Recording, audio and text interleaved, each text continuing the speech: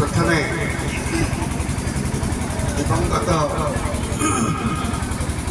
आत्मा प्रति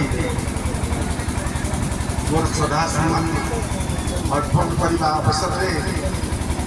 एक श्लोकर आवृत्ति करी।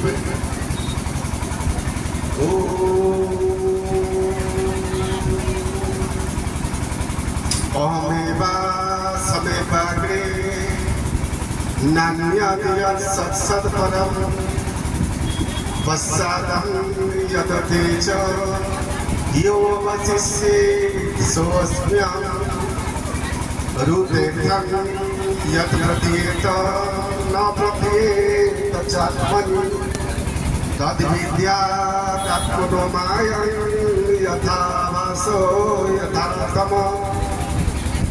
यथा महान्ति भूतानि भूतेषु च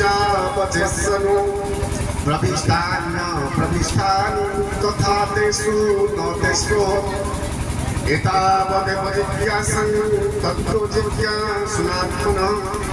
अन्वय व्यतिरिक्तं यत् स्यात् सर्वत्र सर्वदा। आजिर दिवंगत गयाधर दास श्रद्धांजलि सभा सभापतित्व करुवा सभापति महोदय मंचासीन स्वर्गत गयाधर दास को भल पाउथिबा वरेण्य अतिथिगण सभा मंच तले बसिथिबा बंधु माने माँ माने मनीष जन्म हिसाब ये संपर्क में आम समस्ते जानी अधिक संपर्क में मुझे संक्षेप मोर वक्तव्य सांग कर जहाँ आम जाचु शास्त्र मानक जहाँ लिखा जाइए सन्थ मानकर जहाँ बाणी कर्म गतागत हो उच्च नीच से लोभ अर्थात ये संसार में जो प्राणी माने जन्म होती से पूर्व जन्मर कर्मफल अनुजाई एटी जन्म होती एवं सबु गुड़िक पूर्व निर्धारित नीति अनुजाई चले नुआ कथा किसी हुए ना से हिसाब से एक जीव रूप में स्वर्गत गयाधर दास आसी संसार काम सरीगला प्रत्यावर्तन है एवं सी अर्जित कर्म को नहीं सी पुणी गले पुणी जन्म मृत्युर चक्र कि महाप्रभु पाखे संपूर्ण भाव में आत्मा विलीन हो से संपर्क में आम कहवा एत सहज कथा नुहे तेरे पितृत्व संपर्क में मुझे जहाँ बापा चढ़े घोड़ा ता पुओ चढ़े घोड़ा घोड़ा यही न्याय जहाँ मुझे शुणी एवं एठारे जहाँ शुणुची स्वर्गत गयाधर दास वास्तव भाव में हृदय जड़े कवि थे साहित्य रुचि थिला से हिसाब से सुपुत्र डॉक्टर विश्वरंजन दास आशीर्वाद को पाठय करी सारा भद्रक जिला नुहे सारा ओडिशा रे साहित्य विश्लेषण एवं कविता रचना एवं विभिन्न सांस्कृतिक कार्यक्रम सहयोगिता एवं प्रत्यक्ष अवदान प्रमाण कर आम जिते बड़े कौन व्यक्ति यहदान करते मृत्यु संपर्क में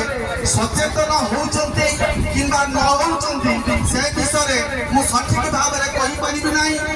किंतु मोर व्यक्तिगत अनुभूति है प्रत्येक मृत्यु मो मृत्यु को खोजे कारण मुझे जानी आम समस्त मृत्यु को भूली जाइए मृत्यु किंतु आम चतुर्पार्श्व घूरी बुलूची एवं सी तार समय आसले सी आमको ନେଇଛେ ତେଣୁ ସର୍ବଶେଷରେ ମୁଁ କହିବି ଯେତେ ମୃତ୍ୟୁ ତ ସତ୍ୟ ଜାତସ୍ୟ ହି ଧ୍ରୁବ ମୃତ୍ୟୁ ଧ୍ରୁବାଂ ଜନ୍ମ ମୃତସ୍ୟ च तस्मिन् परिहाज्यते स्वचितुं न मनसि श्रीमद् भगवत गीतारे ये भगवान कहउचंती अर्जुन को तार उद्देश्य होची जे जन्म हेची माने जात जे होईची शरीर मरण ध्रुवती ताहार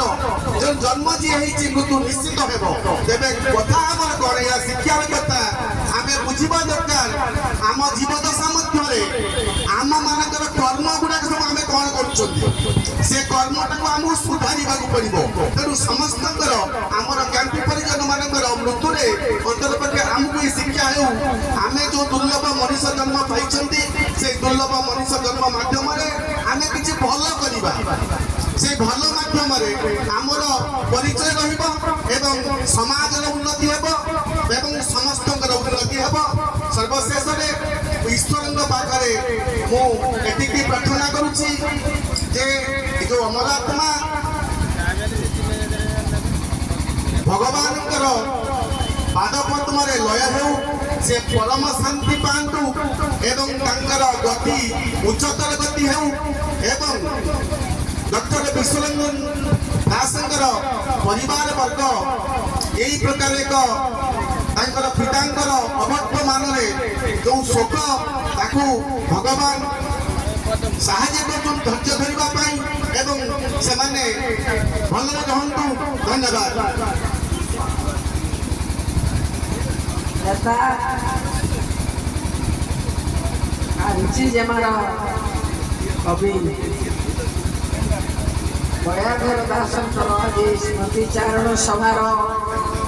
श्रद्धेय सभापति मंचासीन समस्त अतिथिवृंद एवं